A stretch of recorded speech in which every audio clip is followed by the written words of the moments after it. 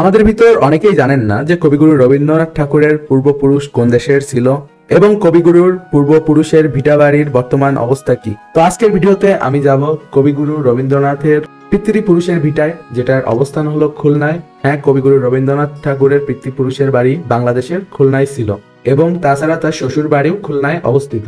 কবিগুরু রবীন্দ্রনাথ ঠাকুর 3টি দেশের জাতীয় সঙ্গীত রচনা করেছেন, তার ভিতর উল্লেখযোগ্য বাংলাদেশ, ভারত এবং শ্রীলঙ্কার। কবি রবীন্দ্রনাথ ঠাকুরের পিতৃপুরুষের আবাসভূমি খুলনা জেলার রূপসা উপজেলার অন্তর্গত ঘাটভোগ ইউনিয়নের পিঠাভোগ গ্রামে। রবীন্দ্রনাথ ঠাকুরের বংশধরের মধ্যে দীননাথ ঠাকুর কুশারীর অষ্টম পুরুষ তারানাথ কুশারী ভৈরব তীরবর্তী পিঠাভোগ গ্রামে বসতি স্থাপন করেন। তারানাথ কুশারীর 2 পুত্র রামগোপাল ও রামনাথ। রামগোপালের পুত্র জগন্নাথ কুশারী ছিলেন ঠাকুর বংশের আদিপুরুষ, যিনি খুলনা জেলার ফুলতলার দক্ষিণ দিঘি নিবাসী সুখদেব রায়চৌধুরীর এক কন্যাকে বিয়ে করে পিরালি ব্রাহ্মণ সম্প্রদায় ভুক্ত হয়ে বিয়ে করেন এবং তার কারণে তাকে জাতিচ্যুত করে দেওয়া হয়। পরবর্তীতে তিনি তার শ্বশুরবাড়ি দক্ষিণ দিঘিতে বসতি স্থাপন করতে বাধ্য হন।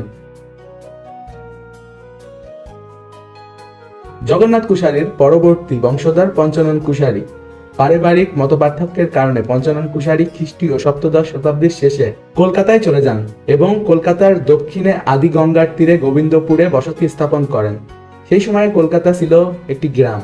যেহেতু তারা ব্রাহ্মণ ছিলেন, তাই জেলে, মলক, কৈতব প্রভৃতি নিম্ন বর্ণের প্রতিবেশীরা তাদের ঠাকুর মশাই বলে সম্বোধন করতেন। এভাবেই মহেশ্বরের পুত্র পঞ্চানন কুশারী একসময় হয়ে যান জয়রাম ঠাকুর।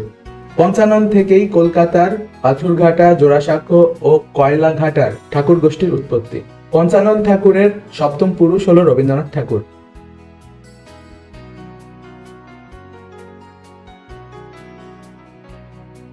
মহেশ্বর কুশারীর সন্তান প্রিয়নাথ কুশারী পিঠাভোগ গ্রামে থেকে যান, যার সপ্তদশ ও অষ্টদশ বংশধর এখানে পিঠাভোগ গ্রামে এখনো বসবাস করছেন।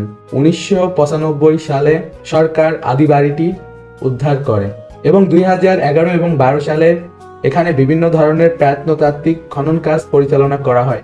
বর্তমানে এটি রবীন্দ্র স্মৃতি সংগ্রহশালা নামে জাতীয় প্রত্নতত্ত্ব অধিদপ্তরের অধীনে পরিচালিত হচ্ছে।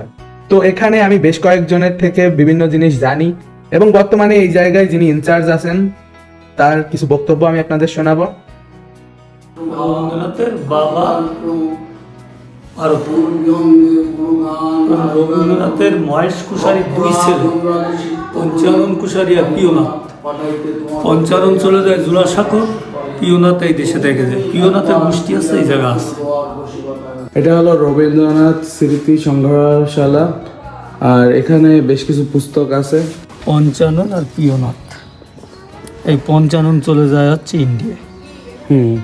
পঞ্চানন থেকে আসে রবীন্দ্রনাথ ঠাকুর। এই যে রামমণি ঠাকুর, দ্বারকানাথ ঠাকুর, দেবেন্দ্রনাথ ঠাকুর। এই রবীন্দ্রনাথের বাবার নাম হচ্ছে দেবেন্দ্রনাথ ঠাকুর, ওনারও সন্তানের জন্য।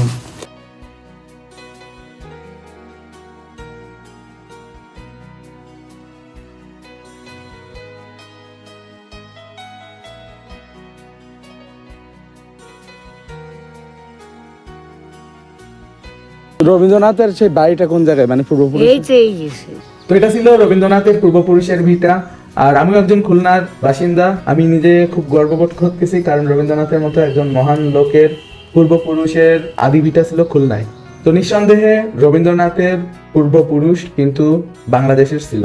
আর তাছাড়া রবীন্দ্রনাথের শ্বশুর বাড়িও কিন্তু খুলনায়। খুলনা শহর থেকে প্রায় 28 কিলোমিটার পশ্চিমে ফুলতলা উপজেলার অন্তর্গত দক্ষিণদিঘি গ্রামে।